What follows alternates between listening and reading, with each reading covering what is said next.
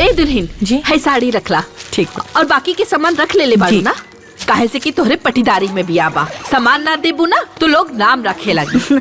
माँ जी वैसे भी दामाद लोग तो ससुराल से परहेज करे ले, कम से कम हमनी अपन नैहर के ख्याल रखी। हाँ कि ना? चला चला गाड़ी आ गई बा, चलो। ठीक बा ठीक बा चले। अरे तू तो ऐसे बन ठन के जात बाड़ू जैसे वजह तोहरे बियाह होके जात बा। हम बियाह में सच के ना जाए, रउआ के हमरा नैया जाए के नहीं खे तो रउआ चुप रही। अरे दुल्हन वो कुकुर से का बोलता है? माही हम कुकुर बनी। हाँ ठीक चल कुकुरी।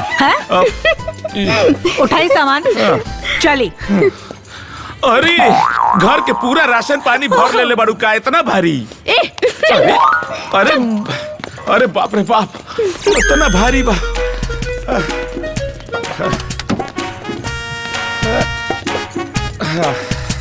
आराम से बैठा। हाँ ए दुल्हन ये कुकुर तो तोहरा के लेवे जाए नहीं, ते काम करी। हाँ अपने आप चले। ठीक बा? देख माई हाँ हमरा लगे इतना फालतू टाइम नहीं खे कि हम ससुरारी जाए। अब वैसे भी काम के लोड बहुत बा, 4 गो नाइट ड्यूटी लागल बा हमार साइट पे, बुझलू। और वैसे हम पिंटुआ नहीं खी कि हाय ससुरारी करत रही। ए जा गाड़ी स्टार्ट करो, लेके जा चलो। और जल्दी आवे के जरूरत नहीं के आराम से आइयो सब। कुकुर कहीं के। चला तू लोग ये सब ऐसे ने बाड़े। नहीं आईबू तो चली। अरे मेहनत पीछे हो जाला मौका मरद ससुरारी में। अंताक्षरी में हमने के जीजा जी की तरफ रह जा। हाँ तो जा लोगन, आज तो जीजा जी के हार निश्चित बा। अगर तुहार दीदी हार गईली तब? अच्छा तो शर्त लगा ली। खुदे फैसला हो जाए के हारी के जीती। हाँ तो ठीक बा, जे सर थारी वो छोला समोसा के पार्टी दी। अरे ये पार्टी तो हम बिना हार जीत के भी दे सकीला ना। जे हारी वो 5000 रुपया दी। हाँ? अच्छा जे हारी गाना गाई। ए ठीक नहीं के? हाँ हारे वाला 10 गो मिर्ची खाई। 10 गो मिर्ची देखा। अरे तो तू ही बता दा कि हरला के बाद क्या कही। अच्छा बता दा। ठीक बा, जो हारी ना वो जीते वाला के अपने पीठ पे बिठा के पूरा घर में घुमा। मंजूर बा। अरे अब तो हम लोग के हंसी ठिठोली हो गई, शर्त वर्त लगावल हो गई, तो अब शुरू कर लो अंताक्षरी। कलेट जैसन बा बस से बोली बोली बोली बोली बोली बस अरे जीजा जी के नहीं किया, जीजा जी के नहीं किया, ए दीदी गिन गिन गिन गिन। 1 2 3 जीजा जी हार गए, जीजा जी हार गए, जीजा जी हार गए। चली अब रघुआ हार गई नी ना, तो दीदी के उठा के घुमाई घुमाई घुमाई घुमाई। चली अरे चली घुमाई। अरे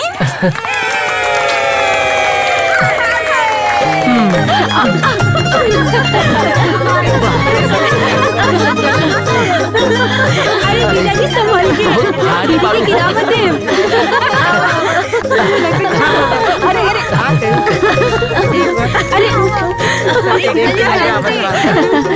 अरे बस बस बस बस। कबाब में हड्डी बनला के जरूरत नहीं खे, वो लोग के एंजॉय करे दा लोग। देख रही ना वो हार गए ना फाइनली अंताक्षरी की शर्त में। अरे हार बार तो एगो बहाना रहे। तोहरा उठावे के तो मिलल कुछ भी।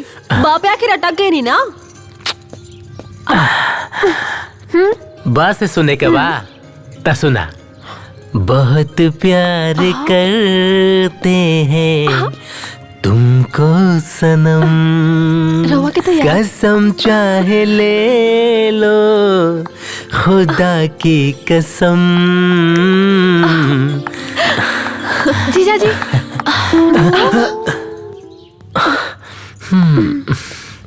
कुछ ना एगो फोटो पोज बनाई।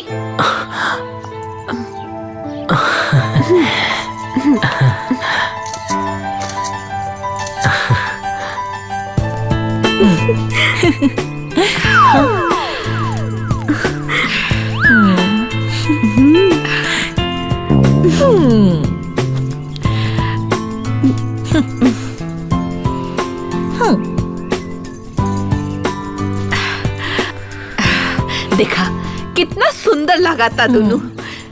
एगो हमार फोटल किस्मत बा कि आज ले खुशी खुशी अखबारी न धैले हो।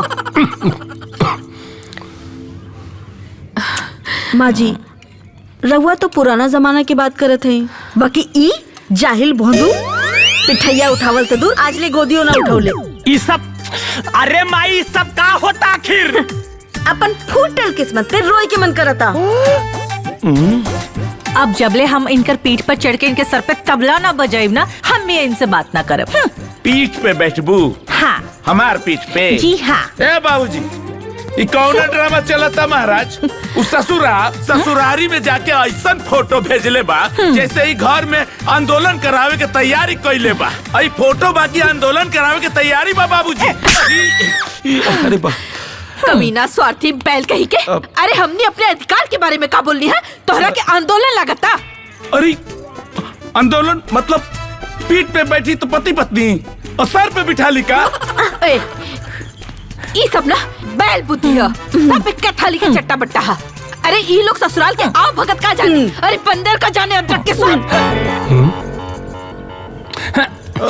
अरे माई लोगन के साथ तू पगला गइल बाड़ू। सुननी है बाबूजी, हमनी बंदर बानी, रउआ का बानी? भालू। ई भालू के खानदान बा। ए चलो भालू बन जा, भालू भालू भालू भालू। हाँ खाए खाए, हमरो खाना खाए के रहे। अरे खाना मिली कि ना रे? अरे हम ना खाइब का?